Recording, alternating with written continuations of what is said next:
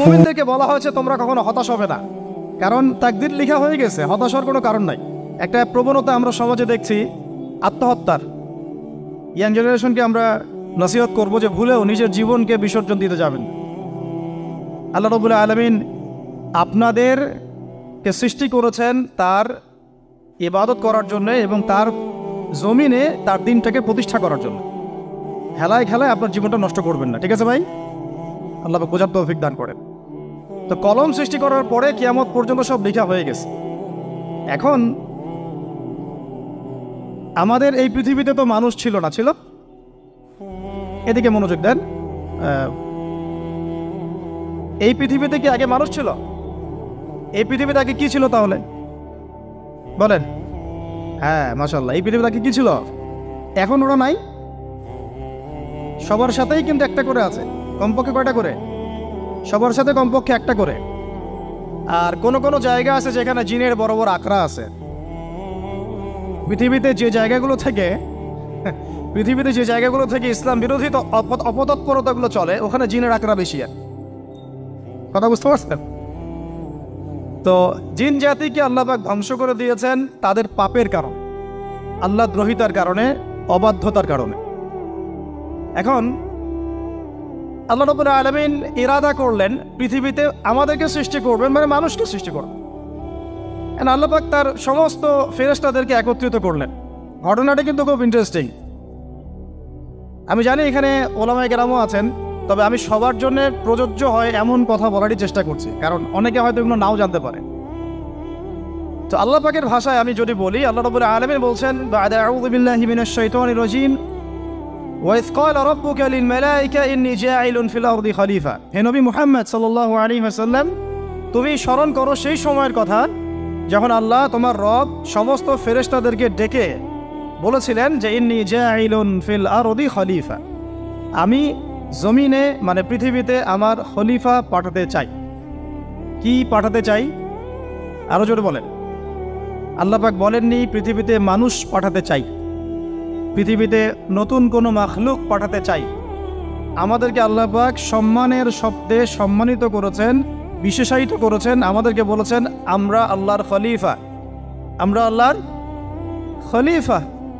এখন আমরা আল্লাহর খলিফা, কিন্তু পৃথিবীতে মানুষ খিলাফা শব্দ সহ্য করতে পারে। হ্যাঁ, কি অদ্ভুত না? এটা কোরআনের কি শেষের দিকে আছে না প্রথম দিকে আছে? সূরা বাকারার একদম শুরুর থেকে 3, 4, 5টা পৃষ্ঠা উল্টালে দেখবেন এই একটা আছে। কোরআন তাহলে শুরু থেকে কখনো খুলেও দেখেনি সে ব্যক্তি।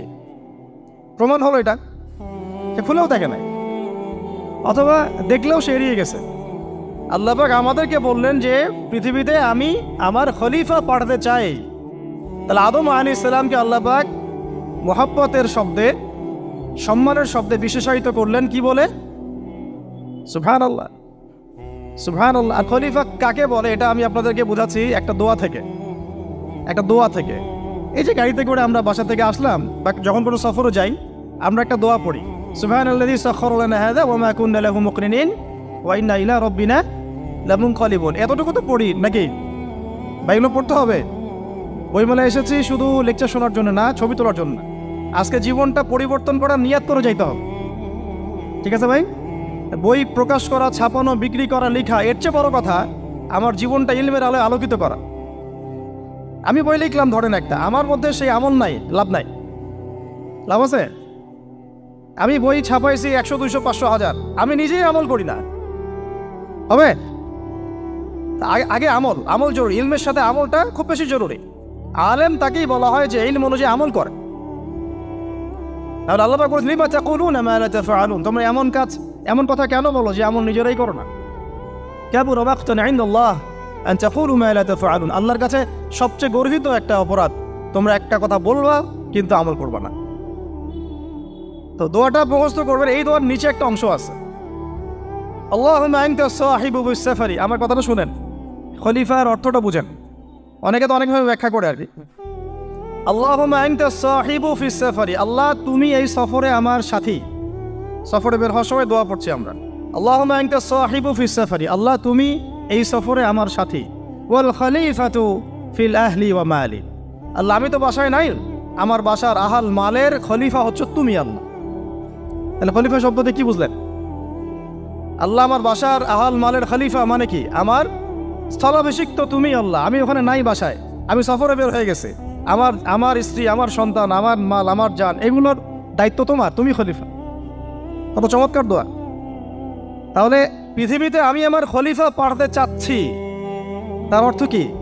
আল্লাহ রাব্বুল আলামিন এই পৃথিবীতে আমাদেরকে তার প্রতিনিধি বানিয়েছেন। সুবহানাল্লাহ, সুবহানাল্লাহ।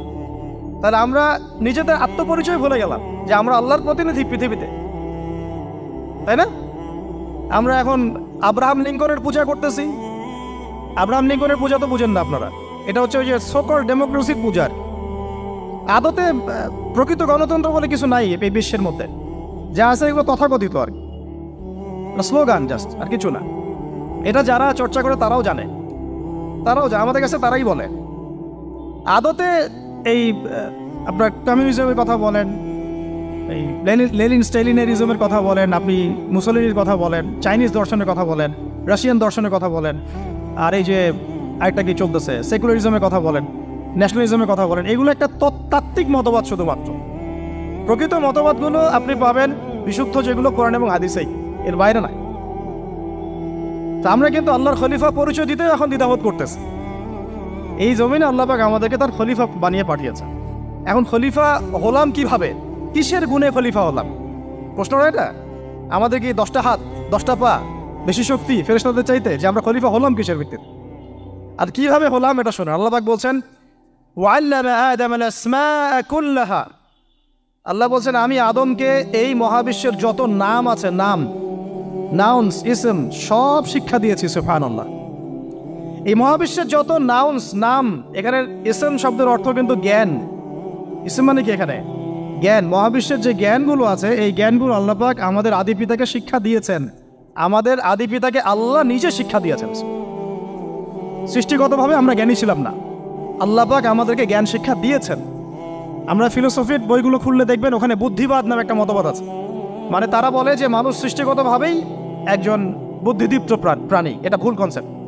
সৃষ্টিগতভাবে আমাদের মধ্যে জ্ঞান ছিল না, আল্লাহ পাক আমাদেরকে জ্ঞান শিক্ষা দিয়েছেন। কথা বুঝতে পারছেন? একটা মতবাদ তাদের আছে অভিজ্ঞতাবাদ, মানে মানুষ অভিজ্ঞতা থেকেই শিখে। আরেকটা আছে সমন্বয় মতবাদ, আপনারা তো এগুলো অনেকে পড়েছেন হয়তো।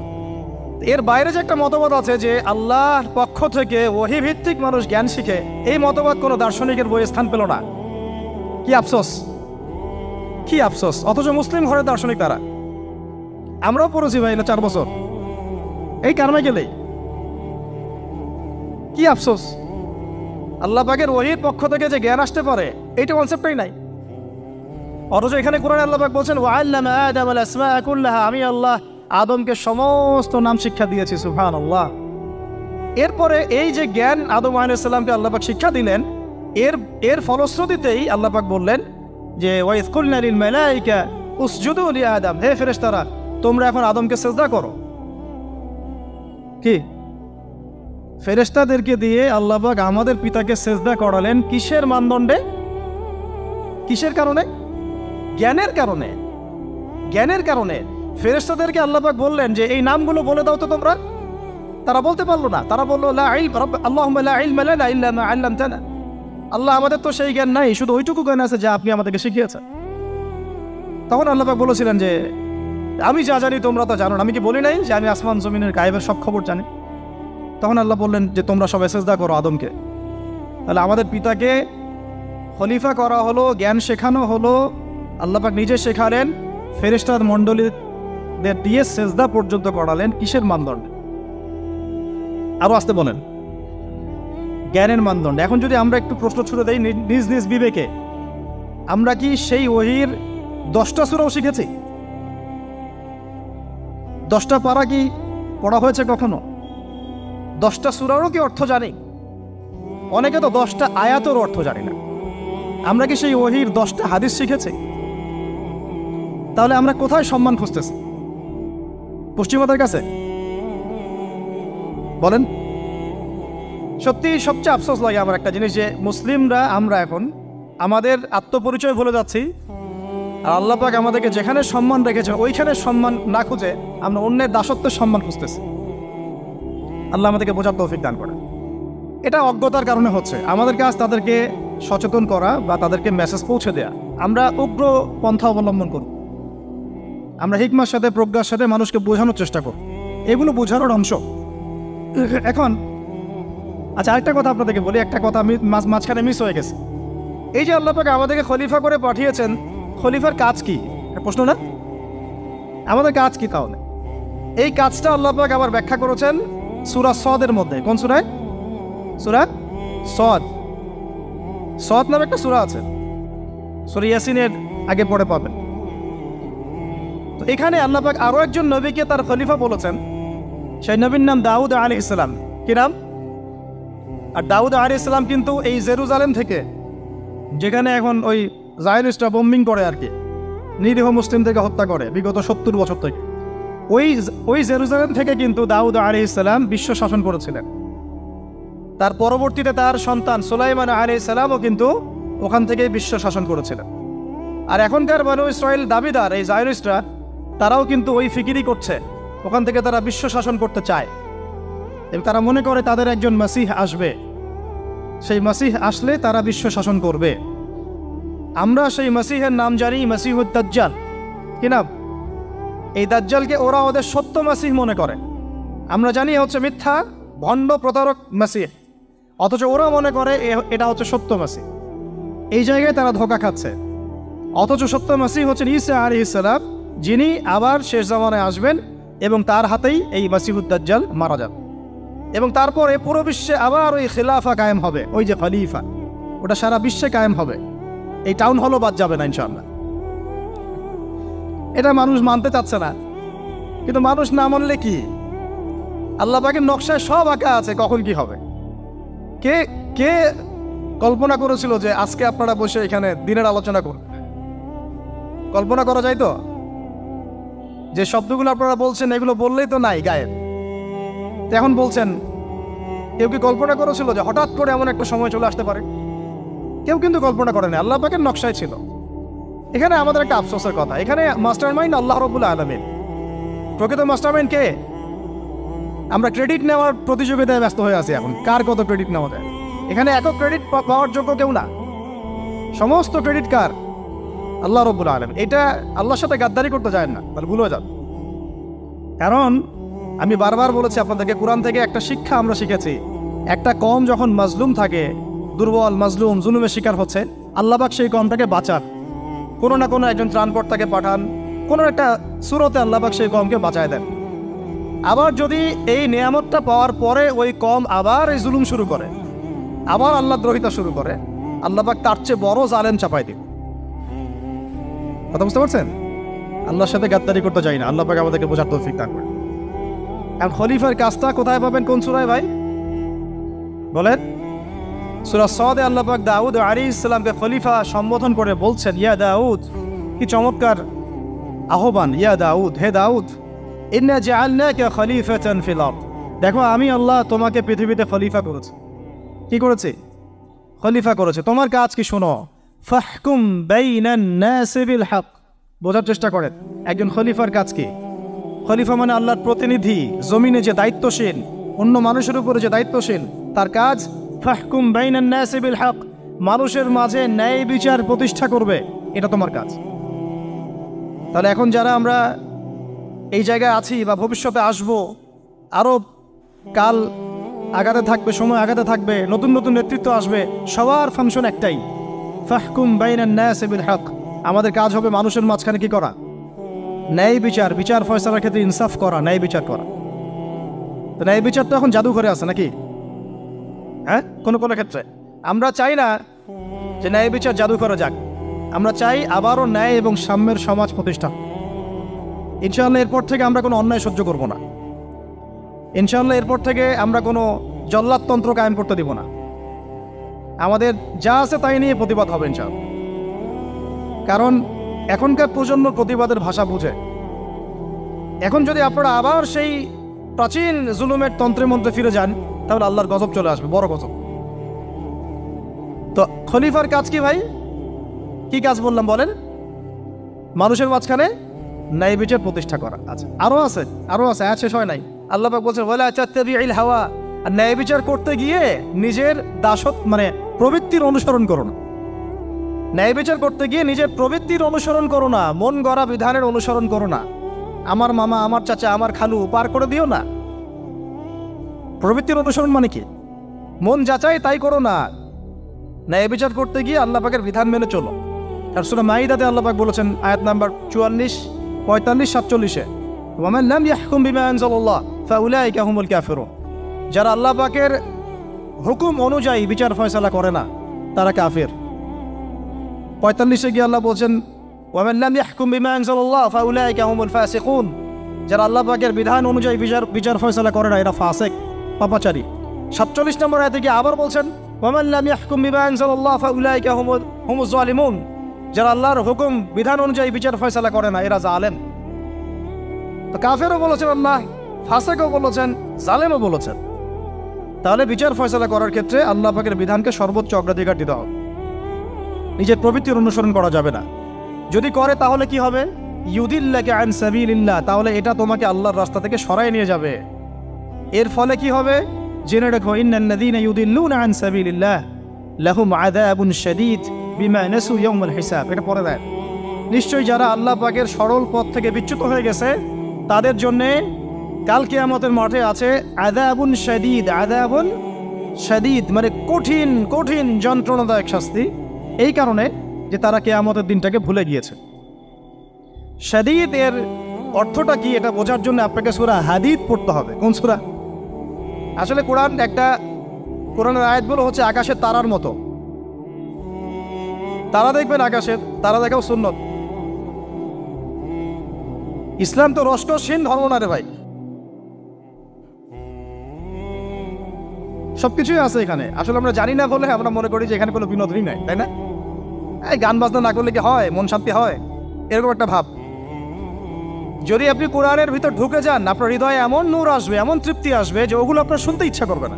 আপনি কান বন্ধ করে ফেলবেন, নিজেই বলতেই হবে না। এখন কিছু নতুন ইসলামিস্ট আসছে, তারা এগুলোকে ইসলামের অন্তর্ভুক্ত বলে মনে করার দাবি করতেছে যে এগুলো তো নিষেধ নাই, এগুলো তো নিষেধ করা হয় নাই। কতটুকু জানেন ইসলাম সম্পর্কে? আপনি না জেনে কেন কথা বলেন?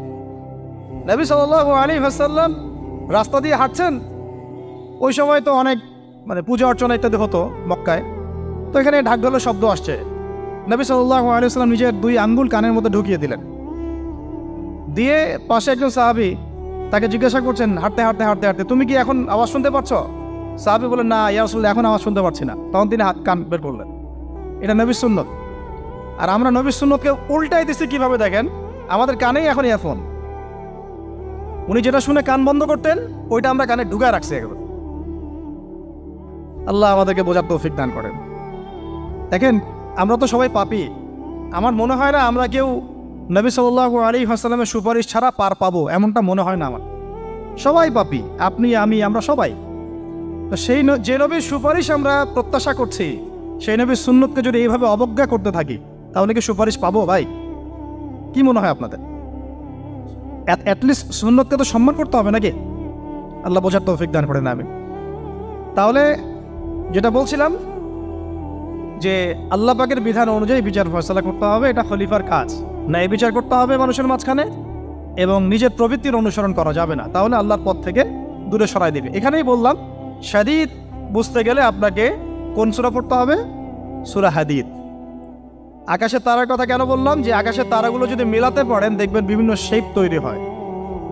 প্রত্যেকটা তারার অবস্থানের গাণিতিক একটা ব্যাখ্যা আছে। যারা অ্যাস্ট্রোনমি নিয়ে পড়াশোনা করেন তারা জানেন, এগুলো সবাই জানবেন না। প্রত্যেকটা তারাকে আল্লাহ পাক এত সূক্ষ্মভাবে স্থাপন করেছেন যে যদি সামান্য একটু ডানে বামে এগুলো সরে যায়, মহাবিশ্বের এই স্থিতিশীলতা নষ্ট হয়ে যাবে। এবং এটার কসমও আল্লাহ পাক কোরআনে করেছেন সূরা ওয়াকিয়ার মধ্যে। কোন সূরা? সূরা ওয়াকিয়াতে আল্লাহ পাক বলেছেন ফালা উকসিমু বিমাওয়াকিইন নুজুম। আমি তারার অবস্থান স্থলের স্থিতির কসম করে বলছি। আল্লাহ পাক এর কসম করেছেন। কত গুরুত্বপূর্ণ জিনিস, ঠিক আছে? তো পরেরগুলো বললাম না। সূরা হাদীদ কেন পড়বেন? সূরা হাদীদ আল্লাহ পাক বলেছেন যে ওয়ানজালনাল হাদীদা ফীহি বাসুন শাদীদ। এই যে শাদীদ বোঝাতে গিয়ে হাদীদে আসছে। আল্লাহ পাক বলছেন যে আমি আল্লাহ পৃথিবীতে আসমান থেকে লোহা নাজিল করেছি। অবাক করার বিষয় না? লোহার খনি খুঁজতেছেন আপনারা মাটির নিচে, তাই না? আল্লাহ পাক বলছেন আমি লোহা নাজিল করেছি, আনজালনা, ঠিক যেমন ইন্না আনজালনাহু ফি লাইলাতুল কদর, আমি লাইলাতুল কদরে কোরআন নাজিল করেছি, আসমান থেকে নাজিল হয়েছে, তাই না? এরকমই ওয়ানজালনাল হাদিদা, আমি হাদিদ লোহা নাজিল করেছি, ফিহি বাসুন শাদীদ, যে লোহার মধ্যে আছে কঠিন শক্তি আছে না? আয়রন যে অণু পরমাণুগুলো, এগুলোর শক্তি সবচেয়ে বেশি না? কেমিস্ট্রিতে আপনারা পড়েছেন। তাহলে এখন আল্লাহ পাক বলছেন কিয়ামতের দিন তাদের জন্য আযাবুন শাদীদ, যারা আল্লাহ পাকের খলিফার দায়িত্ব পালন করবে না, যারা খলিফার দায়িত্ব পেয়েও ন্যায় বিচার করবে না, ইনসাফ করবে না, প্রবৃত্তির অনুসরণ করবে, ঠিক আছে, আল্লাহর পথ থেকে বিচ্যুত হয়ে যাবে, তাদের জন্য কিয়ামতের মাঠে এই শাস্তি আছে। তাহলে আমরা কি খলিফা শব্দ বুঝতে পারলাম? আমাদের পিতা যে খলিফা, এটা কি বুঝতে পারলাম? তাহলে এখন বলেন তো, প্রত্যেক নবী কি আল্লাহর খলিফা ছিলেন না? ছিলেন কি না? প্রত্যেক নবী কি আল্লাহর বিধান দিয়ে বিচার ফয়সালা করেন নাই? মানুষের মাঝখানে ইনসাফ করেন নাই? ন্যায় বিচার প্রতিষ্ঠা করেন নাই? এরপরে সাহাবায়ে কেরামের যুগে তারা কি ন্যায় বিচার প্রতিষ্ঠা করেন নাই? তাহলে হঠাৎ করে কি হলো বিশ্ববাসীর মধ্যে যে একেবারে কোরআন হাদিস এর মৌলিক বিষয়গুলো, এগুলো সব পাশ কাটিয়ে আমরা মানব রচিত বিধানগুলোর দিকে চলে গেলাম? রহস্যজনক না বিষয়টা? এটা হচ্ছে দাজ্জালীয় একটা শাসন আসতেছে সামনে। দাজ্জাল নিজেকে খোদা বলে দাবি করবে এবং সে সমস্ত মানব জাতিকে বোঝাবে যে সেই খোদা, নাউযুবিল্লাহ।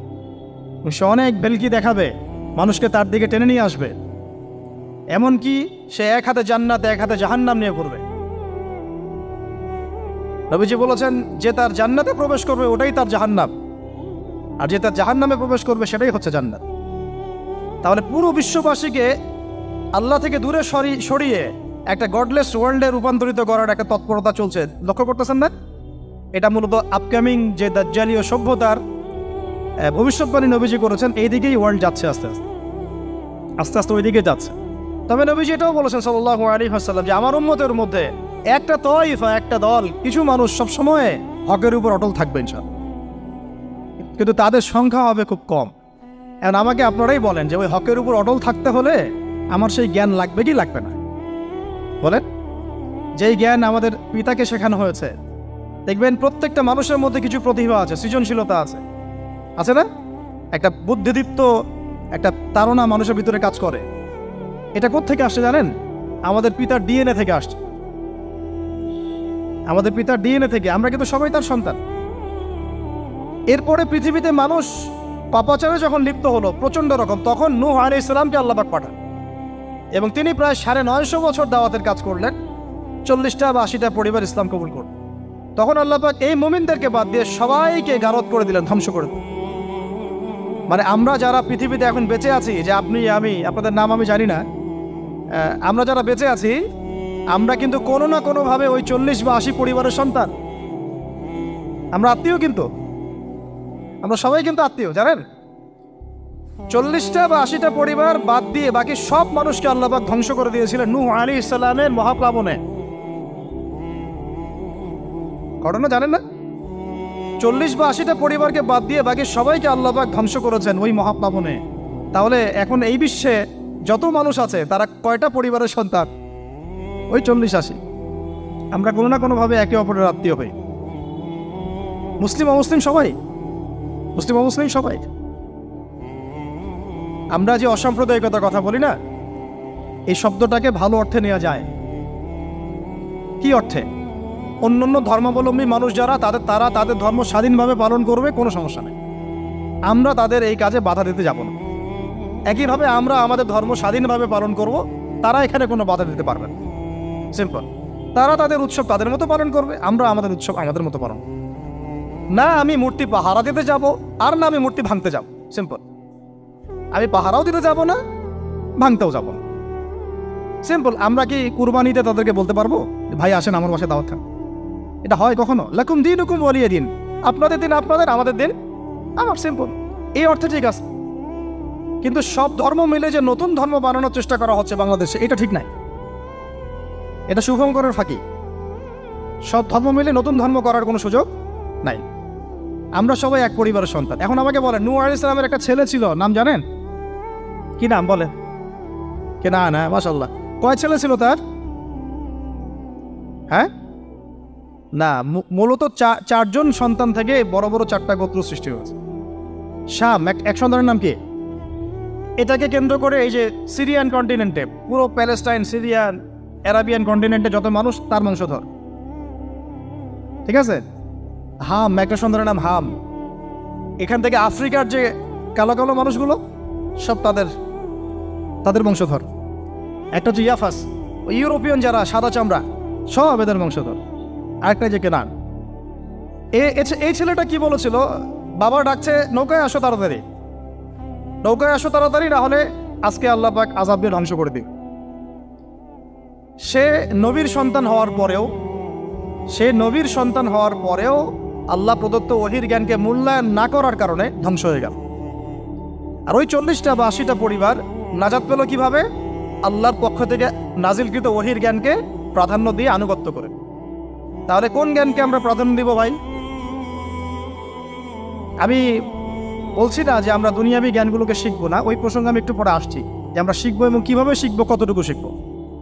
আগে এই অংশটুকু শেষ করি। ঠিক একইভাবে আপনারা কি আদ জাতির নাম জানেন? আদ, সামুদ। ওই যে সৌদি আরব এখন যেখানে লাইন বানাচ্ছে, লাইন প্রজেক্ট, ওই আল ওলা বলে, আল ওলা লাইন প্রজেক্ট বানাচ্ছে, দেখবেন অনলাইনে। ওই জায়গা দিয়ে নবী সাল্লাল্লাহু আলাইহি ওয়াসাল্লাম তাবুক যুদ্ধের সময় গিয়েছিলেন। যাওয়ার সময় তিনি বলেছিলেন, তোমরা মাথা নিচু করে কান্নাকাটি করতে করতে এখান থেকে অতিক্রম করো। সাহাবীরা মাথার উপর কাপড় দিয়ে কান্নাকাটি করতে করতে জায়গাটা পার করেছেন, কারণ ওই জায়গায় সামুদ জাতি ছিল যাদেরকে ধ্বংস করা হয়েছে। ওটা হচ্ছে এখন পর্যটন স্পট। সুবহানাল্লাহ। তো আদ এবং সামুদ জাতিকে আল্লাহ পাক ধ্বংস করলেন, কিন্তু তাদেরকে করেন নাই যারা ওহীর জ্ঞানকে প্রাধান্য দিয়েছেন।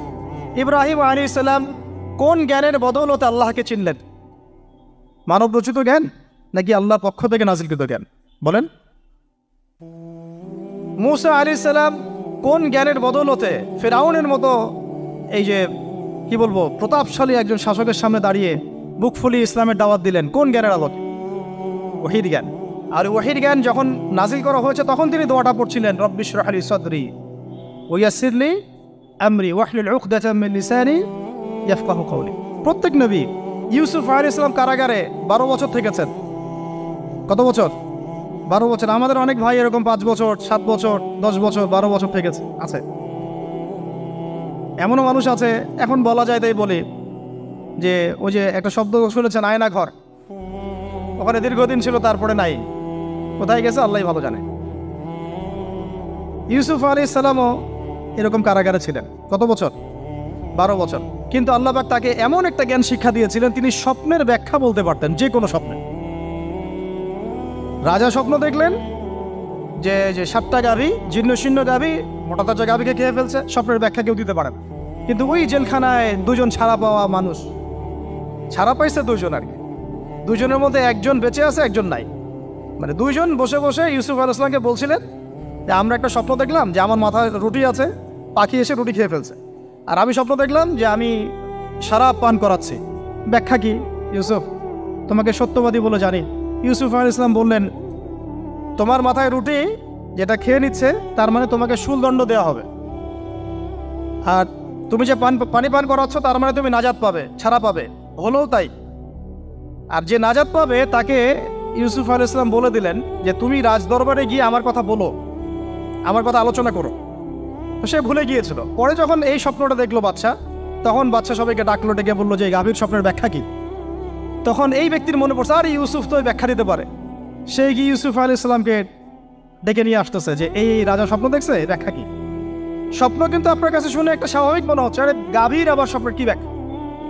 তখন ইউসুফ আলাইহিস সালাম ব্যাখ্যা দিলেন যে 7 বছর ফসল ফলবে আপনাদের এলাকায়, তারপরের 7 বছর হবে দুর্ভিক্ষের সময়। কিসের সাথে কিসের ব্যাখ্যা? এই জ্ঞান কে শিখালেন তাকে? এই ইন্টারপ্রিটেশনের জ্ঞান কে শিখালেন? তাহলে জ্ঞানের মূল উৎস কে? আমার কথা বলার উদ্দেশ্য কি বুঝতে পারছেন? যত জ্ঞান তার মূল উৎস কে? স্বপ্ন একটা জ্ঞান, যদি সেটা সত্য হয়। আর জেনে রাখবেন, কিয়ামতের আগে আগে মুমিনদের স্বপ্ন বেশি বেশি সত্য হবে। ঠিক আছে? মুসা আলাইহিস সালামকেও সেই আল্লাহ জ্ঞান শিক্ষা দিলেন। ঈসা আলাইহিস সালাম এই কুষ্ঠরোগীর গায়ে হাত বুলালে ভালো হয়ে যায়, হ্যাঁ?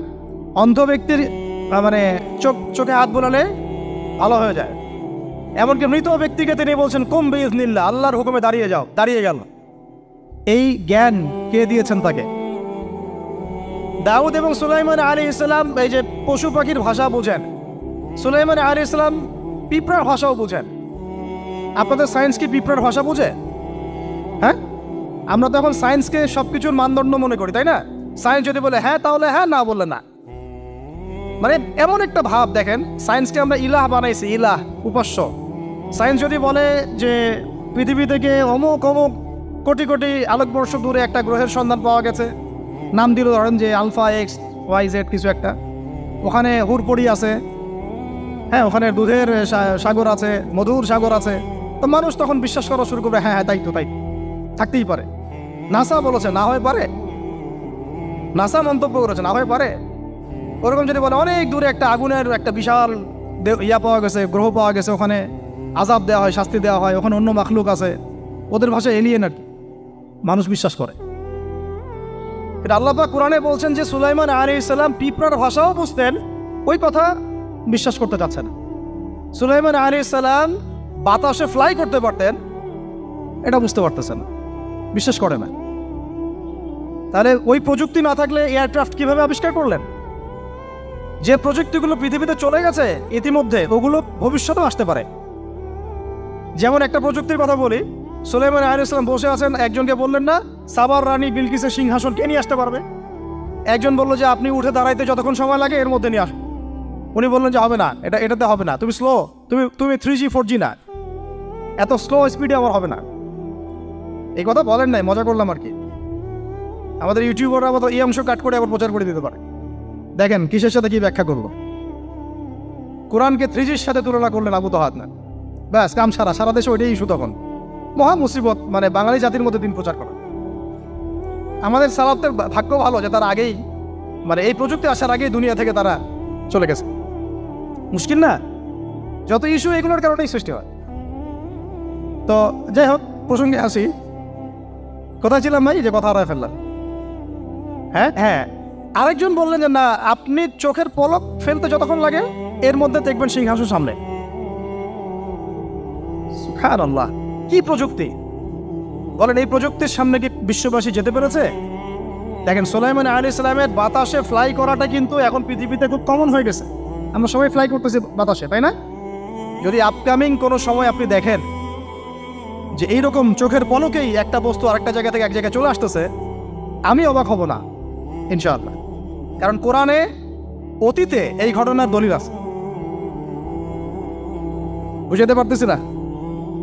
এক কথায় সমস্ত জ্ঞানের মূল উৎসকে। এরপরে আসেন, অত আর লম্বা করছি না, আমাদের নবী মুহাম্মদ সাল্লাল্লাহু আলাইহি ওয়াসাল্লাম আসেন, আমরা তো তার উম্মত। 23 বছরে, একটু মনোযোগ দেন, এটা আলোচনার লাস্ট পার্ট, ঠিক আছে? 23 বছরে তিনি পুরো জাহেলিয়াতকে পরিবর্তন করে দিয়েছেন। কত বছরে? 23 বছর। আপনারা কি জানেন যে আইয়ামে জাহিলিয়াতে আসলে কি কি সমস্যা ছিল? কেন ওই যুগটাকে আমরা জাহিলিয়াত বলি? বেসিক্যালি 5-6টা সমস্যা ছিল। কয়টা? 5-6টা। 1 নম্বর শিরক। 1 নম্বর কি? আমার সাথে বলেন। শিরক আমাদের ওয়ার্ল্ডে নাই, এটা তো গ্লোবাল শিরক চলতেছে এখন। শুধু ধর্মীয় শিরক চলতেছে না, কিন্তু এখন শিরক হচ্ছে পলিটিক্সে, শিরক হচ্ছে ইকোনমিক্সে, শিরক এডুকেশনেও আছে, শিরক কালচারের মধ্যেও আছে। কথাগুলো বুঝতে হবে একটু গভীরভাবে। তখন সমস্যা ছিল রিবা, সুদ। এখন নাই। রিবা ছাড়া কোনো সিস্টেম আছে এখন ওয়ার্ল্ডে? আমি গতকালকে একটা হাদিস মোতালা করছিলাম সুদ সংক্রান্ত। নবীজি বলেছেন সাল্লাল্লাহু আলাইহি ওয়াসাল্লাম যে একটা যুগ আসবে সামনে, সুদবিহীন কোনো মানুষই চলতে পারবে না।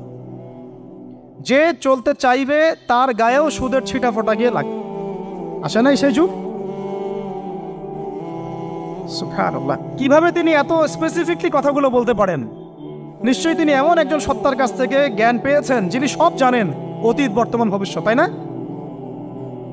এমনকি নবীজি বলেছেন ইমামুল মাহদির সময় যে 10 জন ঘোড়সাওয়ার বের হবে এবং তারা গিয়ে খোঁজ নিতে যাবে যে দাজ্জাল বের হয়েছে কিনা, নবীজি বলছেন আমি সেই 10 জনের নামও জানি, তাদের বাবার নামও জানি। সুবহানাল্লাহ। সুবহানাল্লাহ। কিয়ামতের মাঠে আলী রাদিয়াল্লাহু আনহু, আবু বকর রাদিয়াল্লাহু আনহু, ওমর, উসমান রাদিয়াল্লাহু আনহুম আজমাইন, তাদের হিসাবটা কেমন হবে ওইটাও নবী সাল্লাল্লাহু আলাইহি ওয়াসাল্লাম আগেই বলে দিয়েছেন। সবচেয়ে দ্রুত হিসাব হবে এই উম্মতের আলী ইবনে আবি তালিব রাদিয়াল্লাহু আনহু। যাবেন, বেরোবেন, শেষ। কি মানুষ, তার জীবনীটা পড়ে দেখবেন। আমি শেষের দিকে বলে দিব আপনাদেরকে আজকে, এবং এটা রেকর্ডেড থাকবে, ইনশাল্লাহ অনলাইনে দিয়ে দিব, যে আপনারা কোন কোন সাবজেক্টের বই কিনবেন। বইমেলা তো শুধু মানে আসলেন একটা র্যান্ডমলি বই কিনলেন এমন না, টপিক ধরে ধরে সাবজেক্ট ওয়াইজ বই কিনতে হবে। ঠিক আছে ভাই? বই কেনার পিছনে টাকা পয়সা খরচ যদি না করেন, মানে দিনের জন্য অর্থ ব্যয় করার মানসিকতা না থাকে, এলেম পাওয়া যাবে। অনেক মুহাদ্দিস নিজের গায়ের জামা খুলে দিয়ে পর্যন্ত বই নিয়ে বাসায় গিয়েছে, জানেন? তাদের সমস্ত সম্পত্তি বিক্রি করে দিয়েছেন বই কেনার জন্য। আজকে সকালে আমাদের এক ভাই মোজাকারা করছিলেন যে আমারই এক ওস্তাদ, বাংলাদেশের অনেক বরেণ্য একজন আলেমে দিন, প্রবীণ আলেমে দিন, তার কথা আলোচনা হচ্ছিল যে তিনি কিতাব পড়তে পড়তে পড়তে হঠাৎ একটা কিতাব তিনি খুঁজে পাচ্ছেন না। তো ছাত্রদেরকে পাঠালেন যে খুঁজে নিয়ে আসো তো, কোথায় আছে, কেউ খুঁজে পায় না। তিনি নাকি ওযু করে এসে নামাজ, 2 রাকাত নামাজ পড়ে বাচ্চার মতো হাউমাউ করে কান্নাকাটি শুরু করলেন, আল্লাহ আমার সেই কিতাব কোথায় গেল, আমার কিতাবটা এনে দেন। তলাবুল ইলম কাকে বলে দেখেন, ইলমের তালেব, ইলমের ছাত্র কাকে বলে? এই যে ইলমের ছাত্র, আমরা কি ছাত্র হইতে পারছি? একটা বইয়ের দাম যদি দেখি 100 টাকা, বাস আমাদের গায়ে লাগে। 100 টাকা দিয়ে তো আপনার গার্লফ্রেন্ডকে নিয়ে বসতে গায়ে লাগে না, বসলে তো 500 টাকা চলে যায়। আর এখনকার মেয়েরা তো খায়ও বেশি, ডেটিংয়ের সময় আর কি, তাই না? অনেকে দেখা যায় যে এটাকেই প্রফেশন বানায় ফেলছে না। জিনা থেকে বাঁচতে হবে, জিনা থেকে বাঁচতে না পারলে কলবে আল্লাহ নূর আসবে না। আল্লাহ পাক আমাদের কথাগুলো বোঝার তৌফিক দান করেন, আমিন। জিনা, আবার বলছি, জিনা থেকে বাঁচতে হবে, অন্যথায় কলবে নূর আসবে না। আল্লাহ পাক আমাদেরকে বোঝার তৌফিক দান করেন, আমিন। কোথায় ছিলাম ভাই? বলেন। 1 নাম্বার কি ছিল? শিরক। 2 নাম্বার রিবা, সুদ। ওইটা বলতে গিয়ে হাদিসটার কথা বলেছিলাম। এই সুদটা কি এখন বেশি না কম? এখন সুদ মানুষ খাচ্ছে, যুক্তিও দিচ্ছে যে এই যুগে এখন সুদ না খাইলে কি চলে? একদিন একটা মসজিদে বয়ান করছিলাম, তো মসজিদে বয়ানের মাঝখানে একজন দাঁড়ায় গেল, দাঁড়ায় আমাকে বলছে যে ওস্তাদ, হুজুর বুঝলাম আপনার সব কথা ঠিক আছে, এখন আমার 1 লাখ টাকা ধার লাগবে, আমি কোত্থেকে নিব? বলেন, আসলে উত্তর দিবেন কি? হ্যাঁ, সুদের ক্ষতিকর বিষয়গুলো যেমন বলতে হবে, সুদবিহীন ব্যাংকিং সিস্টেম এবং অর্থনৈতিক ব্যবস্থাও তো চালু করতে হবে। সেটা কি? সেটা হচ্ছে যাকাত। সেটা কি? যাকাত, সাদাকা এবং কর্জে হাসানা, এগুলো তো চালু করছি না আমরা। আমরা শুধু কথা বলছি তাত্ত্বিক যে সুদ হারাম। আমিও তো অনেক জায়গায় বলছি, কারণ বলতে হচ্ছে না, আপনারা জানাতে তো হবে। সুদের পাপের সবচেয়ে নিম্ন শাখা হচ্ছে মায়ের সাথে জেনা করা, সর্বোচ্চ শাখা হচ্ছে আল্লাহ এবং তার রাসূলের সাথে যুদ্ধ করা। একটা হাদিস বুখারীতে এরকমও আসছে, বুখারীতে কি তিরমিজিতে, আমি রেফারেন্সটা ভুলে যাচ্ছি, তবে হাদিসটা সহিহ। নবী সাল্লাল্লাহু আলাইহি ওয়াসাল্লাম বলেছেন, যে ব্যক্তি 1 দিরহাম সুদ খায় সে যেন 36 বার জেনা করে। আর আপনারা তো জানেন, এটা আমার বলার দরকার নাই, 4 শ্রেণীর মানুষকে নবীজি অভিশাপ দিয়েছেন, যে নিজে খায়, তারপরে যে সুদ দেয়, যে লিখে রাখে, যে সাক্ষী থাকে। তা আমি বলতে যাচ্ছি, আইয়ামে জাহিলিয়াতে এই সুদটা ছিল, আমাদের এই বর্তমান ওয়ার্ল্ড অ্যাফেয়ার্সে নাই। বাংলাদেশ একটা কান্ট্রি হিসেবে চিন্তা করবেন না, আপনি গ্লোবালি চিন্তা করবেন, কারণ এখন একটা দেশ স্বতন্ত্রভাবে চলতে পারে না। ওয়ার্ল্ড ব্যাংকের সাথে আপনাকে ডিল করতে হবে, IMF এর সাথে। আমি যদি প্রেসিডেন্ট হই, তাও আমাকে করতে হবে, আপনি হলে আপনাকে করতে হবে। তো কথা বলে তো শুধু কথা বলে লাভ নাই, আপনার বিকল্পটা কি? আসলে বিকল্প ব্যবস্থাটা কি? এটা তো মূল কথা। ইকোনমিক্স নিয়ে কতগুলো কিতাব আছে এখানে, ইসলামিক ইকোনমিক্স নিয়ে আমরা কতগুলো কিতাব ছাপাইছি, বর্তমান ওয়ার্ল্ড অ্যাফেয়ার্স নিয়ে আমরা কতগুলো কিতাব ছাপাইছি। নবী সাল্লাল্লাহু আলাইহি ওয়াসাল্লাম বলেছেন, শেষ জামানার সবচাইতে আমার উম্মতের উপর ভয়াবহ ফিতনা হচ্ছে মাসিহুদ দাজ্জাল। কি নাম বলেন? এখন আপনি আমাকে মাদ্রাসার পুরো সিলেবাসে কন্টেন্টে আমাকে দাজ্জাল নিয়ে একটা ফ্যাকাল্টি দেখান, আছে? কয়টা কিতাব আছে? সবচেয়ে ভয়াবহ ফিতনা নবীর মুখে, নিজের মুখে বল, সবচেয়ে ভয়াবহ, এর চেয়ে ভয়াবহ কোনো ফিতনা আসে নাই, আসবেও না। তো এখন আপনি আমাকে বলেন যে এই ফিতনা সংক্রান্ত কতগুলো কিতাব আপনার কাছে আছে বাসায়, বলেন। তাহলে গ্যাপস আছে না আমাদের মধ্যে, গ্যাপ ফিল আপ করতে হবে। কথাগুলো বলার উদ্দেশ্য হচ্ছে গ্যাপসটা ফিল আপ করা। তো এই রিবার সমস্যাটা এখনো আছে। আল্লাহ পাক আমাদেরকে রিবা মুক্ত জিন্দেগি দান করেন আমি। এবং আমি রিকোয়েস্ট করব বিনয়ের সাথে যে আমাদের ঊর্ধ্বতন কর্তৃপক্ষ যারা আছেন, শুধু একটা কাজ করেন না, একটা কাজ একটা বছর করেই দেখেন না কি হয়। প্রত্যেকটা মুসলিম, অমুসলিমদের কথা বলছেন, যেহেতু এটা খিলাফা স্টেট না, সেহেতু অমুসলিমরা এখানে জিজিয়া দিবে না। খিলাফা স্টেটে অমুসলিমরা জিজিয়া দেয়, এটা তো খিলাফা স্টেট না, এটা তো ডেমোক্রেটিক স্টেট এবং সেকুলার স্টেট। শুধু মুসলিমদের কাছ থেকে যাদের নিসাব পরিমাণ সম্পদ হয়েছে জাকাত দেওয়ার, সবার কাছ থেকে রাষ্ট্রীয়ভাবে বাধ্যতামূলক জাকাত নেন, দেখেন না অর্থনীতি সচল হয় না হয় না। একটা বছর নিয়ে দেখেন না কি হয়। কেউ এই উদ্যোগ গ্রহণ করতে পারতেছে না। কেন হচ্ছে না আমরা বুঝতে পারতেছি না। কর্জে হাসানার এনজিও চালু করা যায়। আমরা অনেক সংগঠন করছি, সোশ্যাল, অরাজনৈতিক ইত্যাদি রাজনৈতিক। আমরা ইকোনমিক এনজিও খুব একটা করতে পারছি, কিন্তু এই জায়গাগুলো দখল করে ফেলছে। দেখেন কারা কারা, নাম বলতে চাচ্ছি না। এবং যারা যারা দখল করছে তারা কিন্তু এখন রাষ্ট্রের অনেক বড় বড় জায়গা হস্তক্ষেপ করতেছে। ইভেন ট্রান্সজেন্ডারের মতো ইস্যু কিন্তু তারা ঢুকাই দিচ্ছে, ঢুকায় না। উত্তরবঙ্গ জুড়ে পুরো উত্তরবঙ্গ ঘুরে আসেন, দেখেন কাদের তৎপরতা বেশি। নীলফামারীতে সফর করে দেখলাম যে ওখানে একটা গ্রামের মধ্যে 24টা এনজিও কাজ করতেছে, শুধুই সব। তারপরে মানুষ তামাক চাষ করে খাচ্ছে। একটা দল দাবি করতেছে নবী সাল্লাল্লাহু আলাইহি ওয়াসাল্লাম ছাড়াও আরও নাকি নবী আসতে পারে, নাউযুবিল্লাহ। এবং ওই যে মির্জা গোলাম আহমেদও তাদের অন্তর্ভুক্ত।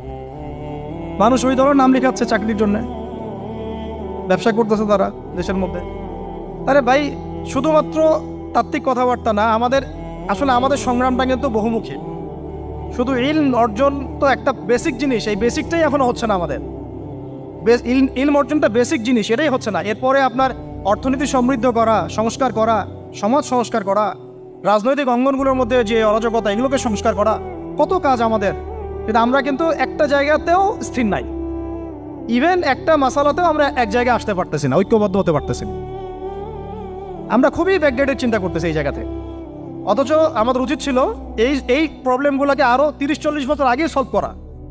তাহলে এখন হয়তো আপনি ভালো কিছু পেতেন। আমাকে একটা প্রতিষ্ঠান দেখান যেখানে নুরানি থেকে নিয়ে, মানে নুরানি থেকে দাওরা বা ক্লাস নার্সারি থেকে মাস্টার্স, এরকম সিলসিলায় ইসলামিক শিক্ষা এবং জেনারেল শিক্ষাকে একত্রিত করে একটা সিলেবাস মেনটেন করে পড়ানো হচ্ছে।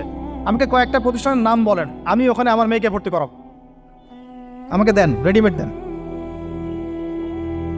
আমার ছেলেকে ভর্তি করাবো। আমরা ফিকির করতেছি না। এটা হওয়া উচিত ছিল বিগত 30 বছর আগেই। আমি আপনাদেরকে বলি যে প্রকাশনা সংস্থার ভাইরা আছেন অনেকে এখানে। ধরেন আমাদের রংপুরের কোনো ভাই আপনাদেরকে পুরো 1 বিঘা জমি দিল, বা ধরেন 5 বিঘা জমি দিয়ে দিল, ঠিক আছে? আর আমরা সবাই মিলে দেশবাসীর কাছ থেকে টাকা কালেক্ট করে একটা কনস্ট্রাকশন দাঁড় করে প্রতিষ্ঠান দাঁড় করালাম, একেবারে অনার্স, মানে নুরানি থেকে নিয়ে, মানে প্লে গ্রুপ থেকে নিয়ে মাস্টার্স, এরকম ফ্যাকাল্টি আর করলাম। এখন ভাই আপনারা যারা বই প্রকাশ করতেছেন, আমাকে কি আপনারা বই দিতে পারবেন? প্রত্যেকটা ক্লাসে আমি কোন কোন বই পড়াবো পারবেন? আমাকে কি সিলেবাস দিতে পারবেন? কথা বলেন। প্লে গ্রুপে কোন কোন বই পড়াবো আমাকে দেন, নার্সারিতে দেন, STD 1-এ দেন, 2-তে দেন, 3-তে দেন, 5-এ দেন। এভাবে আপনি আমাকে ক্লাস 10 পর্যন্ত দেন। তারপরে কি আপনি আমাকে অনার্স, মাস্টার্স, এই ফ্যাকাল্টিগুলো আলাদা আলাদা, এগুলো কি ইউনিভার্সিটি আদলে আপনি কি আমাকে সাজা দিতে পারবেন? আমরা জায়গা দিব, টাকা দিব, প্রতিষ্ঠান করে দিব। প্রকাশনা সংস্থা থেকে কি আমরা এতটুকু পেতে পারি? তাহলে কাজের ক্ষেত্র আসলে কোনগুলা? আজকে আদনান ভাইয়ের একটা বই নিয়ে পড়তেছেন, কালকে অমুক ওস্তাদের একটা বই নিয়ে পড়তেছেন, আজকে এইটা, কালকে সেইটা। কনস্ট্রাকটিভ পড়াশোনাটা কোথায়? ধরেন এই যে আমাদের এক ভাই, পরিচিত ভাই, ওই ভাই যদি বলে যে আমি ভাই একসময় দিনের পথে ছিলাম না, এখন ইসলামের পথে আসছি, তো আমি এখন আলেম হইতে চাই। কি হইতে চাই? আলেম হইতে চাই, কিন্তু আমার মাদ্রাসায় পড়ার কোনো সুব্যবস্থা নাই। আচ্ছা, এখন কি তাকে আমরা 5 বছর বা 10 বছরের মধ্যে আলেমের সমপর্যায়ে নিয়ে যেতে কি পারবো? সেই সিলেবাস কি আমার কাছে আছে? বলেন। অথচ বিশ্বাস করেন, আরবি ভাষা না জানলে কেউ কোরআন জানতে পারবেই না। আমি এখন এটা শক্ত করে বলি যে কোরআন শেখা যেমন ফরজ, আরবি ভাষাটা শিক্ষা করাও ওয়াজিব। এখন আমাদের 80% জেনারেল শিক্ষিত ছেলে পেলে কীভাবে আরবি শিখবে? কিভাবে তারা আকীদা শিখবে, কিভাবে তারা কোরআনের তাজবিদ শিখবে, তাদাব্বুর শিখবে, তাফসির শিখবে, হাদিসের এরাব দেওয়া শিখবে, ইবারত পড়া শিখবে, কিভাবে তারা নাহু সরফের জ্ঞান অর্জন করবে, কিভাবে তারা উসুলের জ্ঞান অর্জন করবে, কিভাবেই বা তারা বড় বড় ধরেন ফিকহ শাস্ত্রের জ্ঞান, তারপরে এদিকে উসুলে হাদিসের জ্ঞান, তাফসিরের জ্ঞান, আরও বড় বড় ফ্যাকাল্টিগুলো, কিভাবে তারা বড় পর্যায়ের আলেম হবে আমাকে বলেন। প্রোডাক্ট দেন, প্রোডাক্ট, এবং এমন এমন আলেমের প্রোডাক্ট যে আলেমরা সারা ওয়ার্ল্ডকে ডিল করতে পারে, মানে ইন্টারন্যাশনাল স্কলার। এখান থেকে যাবে ইউকেতে গিয়ে দাওয়াতি কাজ করে আসবে, অস্ট্রেলিয়ায় গিয়ে দাওয়াতি কাজ করে আসবে, মালয়েশিয়ায় গিয়ে দাওয়াতি কাজ করে আসবে, আন্তর্জাতিক মানের আলেম আমরা কি জেনারেল শিক্ষিত ব্যাকগ্রাউন্ড থেকে তৈরি করতে পারবো? পারছি কি? আর আপনারা আমাকে বলেন তো ভাই, যে কত পার্সেন্ট মানুষ জেনারেল শিক্ষিত আর কত পার্সেন্ট মানুষ মাদ্রাসায় শিক্ষিত? কাদের পরিসংখ্যানটা বেশি? তারা কি, তাদের কোনো অবদান রাখার কোনো সুযোগ নাই? এখন যদি এই ক্লাসিক্যাল পড়াশোনা না হয়, ইলমের এই গভীরতায় না যায় এবং বড় বড় ওলামায়ে কেরামদের সোহবতে তারা না আসে, তাহলে কিভাবে তারা বিশুদ্ধ ইসলাম শিখবে আর প্রচার করবে আর প্রতিষ্ঠা করবে? তো প্রশ্ন কিছু করে গেলাম, আজকে প্রশ্নগুলো রেখে যাচ্ছে এই কারণে যে এগুলো নিয়ে আপনারা ভাববেন যে আপনারা আমাকে একটা ইসলামিক ইউনিভার্সিটি করার মতো বইপত্র আমাকে বানায় দেন না। দায়িত্ব নেন কেউ, আপনারা সবাই মিলে দায়িত্ব নেন। আমি এখানে একটা স্কুল আছে আমাদের ছোট্ট, তহাজিন নুরাইন ইসলামিক স্কুল। এই স্কুল আমরা করেছি প্লে, নার্সারি, কেজি 1, 2, 3, 4, 5 এতটুকু, ট্রাইলিঙ্গুয়াল, মানে বাংলা মিডিয়াম, আর Bangla medium, English version, medium না ইংলিশ ভার্সন, আর অ্যারাবিক। এই সিলেবাসটুকু করতে, এই 8টা ক্লাসের সিলেবাস করতে আমাকে 7 দিন 8 দিন একেবারে বাংলা বাজার ঘাটাঘাটি করে, ওই আমরা আগে তো ইংলিশ মিডিয়ামে পড়াশোনা করতাম, ওই অক্সফোর্ডের বই ঘাটাঘাটি করো, ব্রিটিশ কাউন্সিলের বই ঘাটাঘাটি করো, তারপরে ওদের ম্যাথামেটিক্স, ওদের সায়েন্স, আবার এই মাদ্রাসার অ্যারাবিক, আবার এই সরকারি কারিকুলামের বই, এগুলো ঘাটতে ঘাটতে ঘাটতে একটা সিলেবাস আমরা দাঁড় করাতে পারছি। মাত্র 5টা ক্লাস পড়তে পারবে। এরপরে এটা করতে গিয়ে যে দেখলাম যে আসলে এগুলোর যে এত ঘাটতি আছে বাজারে, রেডিমেড কোনো প্রোডাক্ট এগুলোর নাই। ঘুরে ফিরে কি সেই আমরা একই জিনিসই চর্চা করতে থাকবো, নাকি আমরা একটু বহির্বিশ্বে যেভাবে দিন প্রচার হচ্ছে এই মান দিতে পারি? এটা আমাদের উচিত না করার কাজটা? হ্যাঁ, এটা তো আমাদের হাতে রাষ্ট্রীয় ক্ষমতা নাই, থাকলে না হয় উপরের লেভেল থেকে এগুলো করা যায়, খুব সহজ। বরং উপরের লেভেলে যারা আছেন তারা তো আরও ট্রান্সজেন্ডার ঢুকাচ্ছেন, আপনারা তো এলজিবিটি ঢুকাচ্ছেন। তাহলে এই কাজগুলো কাদের করতে হবে? তাহলে বেসরকারিভাবে করতে হবে। এখন আমরা যারা বইকে ভালোবাসি, জ্ঞানকে ভালোবাসি, আল্লাহকে ভালোবাসি, রাসূলকে ভালোবাসি, চাই যে আমরা যা করছি আমাদের পরের প্রজন্মটা মানুষের মতো মানুষ হোক। কাজ কি কম না বেশি আমাদের বলেন? সেই ক্ষেত্রে কাজগুলো কিন্তু ওইভাবে হচ্ছে না ভাই। একটা বিষয়ের বই সবাই ছাপাচ্ছি, কেন? কি দরকার আছে? একটা বিষয়ের বই আমি সবাই ছাপাচ্ছি। একটা জিনিস, একটা হিস্ট্রির একটা কিতাব অনেকগুলো প্রকাশনী আপনারা করতেছেন, একই বই ফাইজুল কালাম সবাই করতে আছে। একটা বই তাসাউফ আত্মশুদ্ধি অনেক প্রকাশনী করতেছে, কপি করতেছে। ভাই আমাদের কি কাজ, কি দুনিয়ার স্বার্থ উদ্ধার করা, না আমার দিনের কোনো খেদমত? আমার কথায় মাইন্ড করবেন না, আমি মাইন্ড করার মতো কথা বলছি না। আমি বলছি আপনাদেরকে আরও যেন কনস্ট্রাকটিভ হয় কাজগুলো। মানে আপনাদের সাথে আমি বসবো ইনশাল্লাহ আবার আলাদা করে, যে একটা আমাকে পুরো শিক্ষা ফর্মুলা আমাকে দিবেন, মানে প্রত্যেকটা ক্লাসের বই রেডি করে দিবেন, যাতে আমরা প্রতিষ্ঠান বানালেই একদম পুরা কমসে কম ক্লাস 1 থেকে 10 ঢেলে দিতে পারি, আমার পরিশ্রম করতে না হয়। ওখানে বাংলা মিডিয়ামের বই থাকবে, ইংলিশ মিডিয়ামেরও থাকবে, এবং অ্যারাবিক তো থাকবেই। একটা গঠনমূলক সিলেবাস, যেটা পড়লে আমার ছেলে মাশাআল্লাহ হাফেজও হবে, এদিকে মাশাআল্লাহ সে ইংরেজিতেও দক্ষ হবে, সায়েন্সেও দক্ষ হবে। এক পর্যায়ে যখন সে এসএসসি পাস করবে, সে দেখবেন যে যার রাস্তা বেছে নিচ্ছে। বেস আমি তাকে করে দিছি 10 পর্যন্ত। এখন সে ডক্টর হোক আর ইঞ্জিনিয়ার হোক, আর না হয় যদি আল্লাহর খলিফাই হয়, কোনো সমস্যা নেই। সমস্যা আছে? এটা দরকার ছিল ভাই, আরও 30 বছর আগেই দরকার ছিল। আমরা যেটা পাই নাই, এটা আমাদের আফসোস। আর এই জেনারেল ব্যাকগ্রাউন্ড থেকে এইরকম জায়গায় উঠে এসে এই যে এগুলো কথাগুলো বলা বা এই কাজগুলো করা, এগুলো সবাইকে হয়তো আল্লাহ পাক এভাবে কবুল নাও করতে পারে। এর পিছনে অনেক গল্প থাকে, অনেক হিস্ট্রি, অনেক ত্যাগ, অনেক আত্মত্যাগ, এগুলো সবাই হতে পারবে না। কিছু মানুষ বের হয়ে আসছে, ডক্টর জাকির নায়েক তো সবাই হতে পারে নাই, পারছে?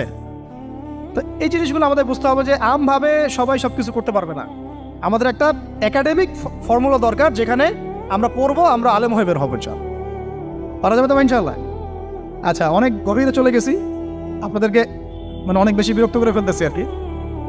কথাগুলো বলার খুব মন চাচ্ছিল তো বলে ফেললাম।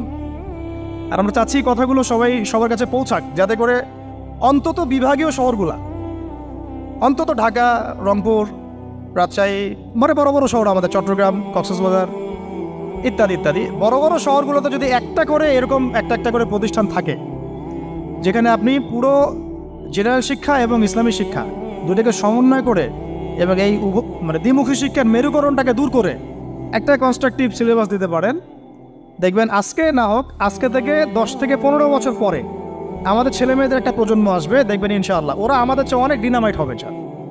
এই যে আজকে অনেকগুলো আয়াত বললাম, অনেকে হয়তো জানেন না বা পড়েন নাই, ওরা বলতেই বুঝে ফেলবে কোন সূরায় আছে। হবে না? সম্ভব। আর যদি না করতে পারি তাহলে ঘুরে ফিরে ওই একই অবস্থা। ওইটা দিয়ে হবে না ভাই। এই মানে ইসলাম বিষয়টা কি, এটা এমন না যে কিছু অংশ নিলাম কিছু অংশ নিব না, এটা এমন না। নিলে ভাই নেওয়ার মতো নেওয়া লাগে। উদখুলু ফিস-সিলমি কাফা, একেবারে পরিপূর্ণরূপে দিনে প্রবেশ করে সিরিয়াসলি নেন। চান্স তো একটাই। আল্লাহ পাক আমাদের কথাগুলো বোঝার তৌফিক দান করুন। আর আমাদের সন্তানদের সাথে তো আমরা এটা হতে দিতে পারি না। আমরা না হয় অনেক সময় নষ্ট করে ফেলছি। আমরা এই টাউন হলে বসে চা খাইছি, আড্ডা মারছি একসময়, স্কুলে পড়ার সময়, কলেজে পড়ার সময়। এবং এখানে কি হয় না হয় আমি খুব ভালো করে জানি।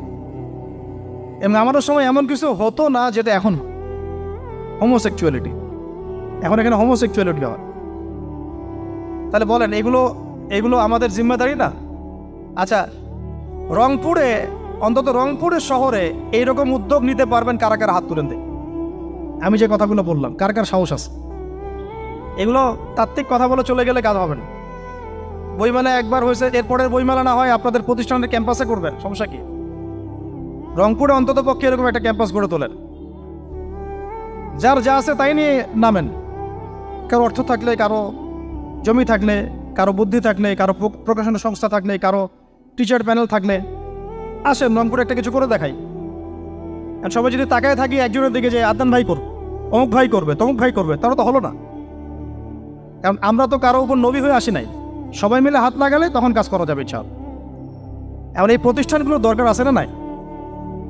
এর গুরুত্বটা বোঝার যোগ্যতা আল্লাহ পাক আপনাদেরকে দান করেন, দোয়া করি আমি। তো ভাই আর লম্বা করতেছি না, আমি শেষের অংশটুকু বলে শেষ করে দিচ্ছি যে এই সুদ আর শিরক যেমন ওই সময় ছিল এখনও আছে। আর ওই আইয়ামে জাহিলিয়াতের সেই সুদ আপনি দেখলেন, এখন শিরক দেখলেন, মাদক আছে না নাই? আইয়ামে জাহিলিয়াতের মাদক, আইয়ামে জাহিলিয়াতের এই নারী জাতির অবমাননা আছে না সমাজে? নাই? ব্যাখ্যা করতে যাচ্ছি না, আপনারা জানেন সব। আর আইয়ামে জাহিলিয়াতে ছিল একটা গোত্রীয় হানাহানি, দ্বন্দ্ব, মারামারি, এখন সমাজে নাই? এটাই তো চলতেছে এখন সমাজে। তো এখন এই জাহেলিয়াতের সমাজটাকে মাত্র 23 বছরের মধ্যে আমাদের নবীজি চেঞ্জ করে দিয়েছে। কত বছর? এখন আপনারা আমাকে বলেন তো যে তিনি কি কোনো জাদু করছেন? তিনি কি কোনো জাদু দেখাইছেন সমাজে এসে? মানুষকে মারছেন? মানুষকে কি তিনি মানে কঠোর ছিলেন? তিনি, তার কাছে আল্লাহর ফেরেশতা আসতো, তিনি কি সেই শক্তি কাজে লাগায় একদম সমাজের মানুষকে জোর করে ইসলাম কবুল করাইছেন? তিনি কি করছেন 23 বছরে? এটা বলেই শেষ করে দিব। তবে তার আগে শুধু এতটুকু বলবো, 23 বছর পরের মক্কাটাকে একটু দেখেন। 23 বছরের পরের মক্কাটাকে একটু দেখেন। ওই মক্কাতে কি কোনো শিরক আছে? হ্যাঁ, 23 বছর পরের মক্কা, ওখানে কি কোনো শিরক আছে? ওখানে কি কোনো সুদ আছে? কোনো মাদক আছে? বলেন। কোনো নারীর অবমাননা আছে? কোনো গোত্রীয় হানাহানি আছে? তার 23 বছরের মধ্যে পুরো সমাজটাই চেঞ্জ করলেন কিভাবে? জাদু তো করেন নাই, মানুষকে তো অত্যাচার করেন নাই, কটু কথাও বলেন নাই, এমনকি তিনি কারো গায়ে হাতও তোলেন নাই, তাই না? একটা কাজই তিনি করেছেন, সেটা হলো এই যে কোরআন এবং সুন্নাহর যে জ্ঞান, এই ওহীর জ্ঞানটাকে তিনি সবার মাঝখানে ছড়াই দিয়েছেন। এই তো কাজ। তারপরে সেই জ্ঞান যখন মানুষ শিখেছে, তার উপরে আমল করেছে, এবং সেই জ্ঞান এর উৎস আল্লাহ রাব্বুল আলামিন, তার কাছে আত্মসমর্পণ করেছে, নবীর কাছ থেকে আত্মশুদ্ধি অর্জন করেছে, এবং হালাল খেয়েছে, পরিবার গঠন করেছে, প্রজন্মকে তৈরি করেছে, সৎ কাজে আদেশ করেছেন, অসৎ কাজে নিষেধ করেছেন, প্রয়োজনে কখনো হিজরত করেছেন, কখনো মার খেয়েছেন, কখনো সবর করেছেন, কখনো বা জিহাদও করেছেন। এভাবে আস্তে আস্তে পুরো আরবের মধ্যে দিনটা প্রতিষ্ঠা হয়ে গেল। তাহলে মূল উৎসটা কি ছিল? জ্ঞান। মূল উৎসটা কি ছিল বলেন? জ্ঞান। আর এই জ্ঞানটার চর্চায় আমাদের সবাইকে করতে হবে। আল্লাহ পাক আমাদেরকে তৌফিক দান করে দেন। এর চর্চা করতে গেলে আমাদের সমাজে এখন দুইটা রাস্তা, এর বাইরে আপনি কোনো রাস্তা দেখবেন না, হয় মাদ্রাসা ব্যাকগ্রাউন্ড অথবা জেনারেল ব্যাকগ্রাউন্ড। এই তো সমন্বিত কোনো প্রচেষ্টা খুব বেশি দেখা যাচ্ছে না। আজকে আবার কথা বলার মধ্যে একটা অন্যতম একটা গুরুত্বপূর্ণ পার্ট হচ্ছে সমন্বিত প্রচেষ্টা এখন থেকে নেওয়া উচিত। এতে আপনারা এগ্রি করেন না করেন না? যদি এগ্রি করেন তাহলে প্রত্যেকটা জায়গায় এরকম কিছু কিছু প্রতিষ্ঠান গড়ে তোলার চেষ্টা করেন। ইনশাআল্লাহ আজকে না হোক, আজকে থেকে 10-15 বছর পরে ফলাফল পাওয়া যাবে। ঠিক আছে ভাই? আল্লাহ পাক আমাদেরকে বোঝার তৌফিক দান করেন। শেষ করার আগে খালি কয়েকটা সাবজেক্ট বলবো। এখন যারা জেনারেল স্টুডেন্ট, আপনাদের তো মাদ্রাসায় যাওয়ার কোনো সুযোগ নাই, বা গেলেও আপনারা একাডেমিক্যালি পড়তে পারেন না। তাই আমি কয়েকটা সাবজেক্ট বলে দিচ্ছি। এই সাবজেক্টগুলো ধরে ধরে বই কিনবেন এই বইমেলা থেকে। ঠিক আছে? অন্তত প্রত্যেকটা সাবজেক্টের একটা করে বই কিনবেন। রাজি আছেন? রাজি নাই? অন্তত প্রত্যেকটা সাবজেক্টের একটা করে বই কিনবেন। সাবজেক্ট 1 নাম্বার হচ্ছে আল কোরআন। 1 নাম্বার কি? আপনাকে কোরআন তেলাওয়াত করা শিখতে হবে। কোরআন তেলাওয়াত শেখার কি বই আছে খুঁজে বের করেন। আর এটা একা শিখতে পারবেন না, এটা নিয়ে গিয়ে কোনো ওস্তাদের কাছে বসে পড়তে হবে। এটা খুব খেয়াল রাখবেন আপনারা। একা একা বই পড়ে কখনো আলেম হয়ে যাওয়া যাবে না, বরং তখন বিভ্রান্ত হওয়ার সুযোগ বেশি থাকে। বই থাকবে, এটা আপনার গাইডেন্স, কিন্তু আপনার একজন মুরব্বী আলেম লাগবে। যে কোনো কাজ মুরব্বীদের সাথে মশওয়ারা না করে করলেই সমস্যা। কারণ আমরা তো দিন সম্পর্কে তেমন কিছু জানিই না রে ভাই। সমুদ্রে ডুব দিলে বুঝবেন যে গভীরতা কত বেশি। এখন আমরা ডুবই দেই নাই, এই জন্য মনে হয় যে আমি সবই জানি। ঠিক আছে? ডুব না দিলে আমার কাছে মনে হয় যে আমি তো সবই জানি। ডুব দিলে বুঝবেন যে আপনি কিছুই জানেন না, আমি কিছুই জানি না। 1 নম্বর সাবজেক্ট ভাই কোরআনের তেলাওয়াত শিখতে হবে। রাজি আছেন তো ইনশাল্লাহ?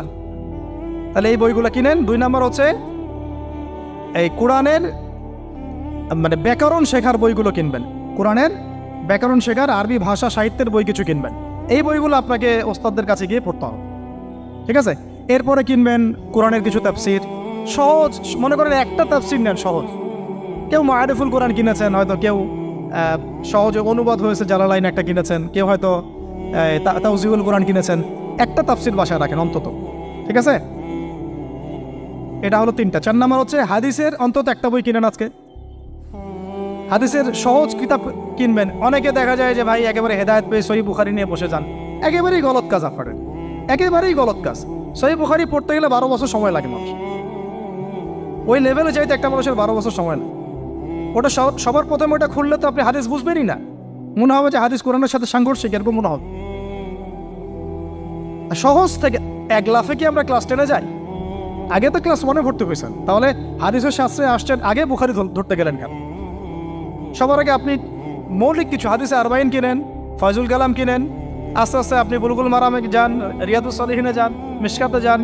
আস্তে আস্তে আপনি তিরমিজি নাসাই করতে করতে সহিহ বুখারীতে যাবেন, সমস্যা নাই। ঠিক আছে? হাদিস আরেকটা বললাম, কটা হলো?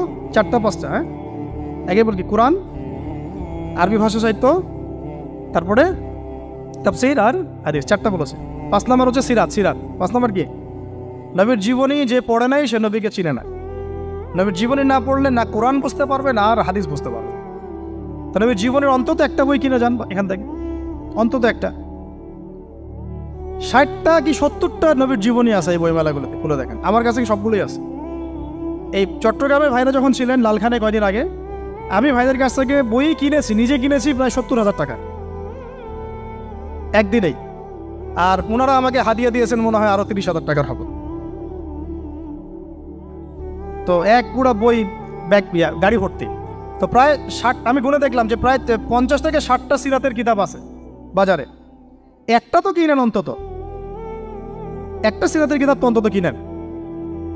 তারপরে ইসলামের ইতিহাসের বই কিনেন। 6 নম্বর ইসলামের ইতিহাসের বই কিনেন। 7 নম্বর ইতিহাস না জানলে কিন্তু আমরা শেকড় চিনতে পারবো না। 7 নম্বর হচ্ছে এই 4 খলিফার জীবনী, সাহাবীদের জীবনী, তাবেঈদের জীবনী, ইমামদের জীবনী, এগুলো কিনেন। 8 নম্বর হচ্ছে ইসলামী অর্থনীতির কিছু বই কিনেন, ইসলামী অর্থনীতির। 9 নম্বর হচ্ছে এই ইসলামিক জিওপলিটিক্সের কিছু বই কিনেন। এই বইগুলো কিছুটা কম, আমি এটা ভাইদেরকে বলবো যে এগুলো ছাপানোর চেষ্টা করেন বেশি বেশি। আর 10 নম্বর হচ্ছে ইসলামী ফিকহের যে মাসলা মাসাইলগুলো জানার জন্য কিছু বই আছে, এইগুলো। এই 10টা সাবজেক্টের বই একটা একটা করে কিনে বাসায় চলে। আর একটা নসিহত করবো, বরেণ্য আলেমদের বই পড়বেন। মানে আমি একটা বই ধরেন কালকে বের করে ফেললাম, ভাই আবু তো আদনান ভাই লিখছে বলেই যে আপনাকে ওটা কিনতে হবে জরুরি না। এটা জরুরি না। সবার আগে আপনি বড় বড় বরেণ্য আলেমদের বইগুলো আগে পড়বেন, তারপরে আপনার একটা মেজাজ এমনি তৈরি হয়ে যাবে যে কোনটা হক আর কোনটা বাতিল এটা আপনি নিজেই বুঝতে পারবেন তখন।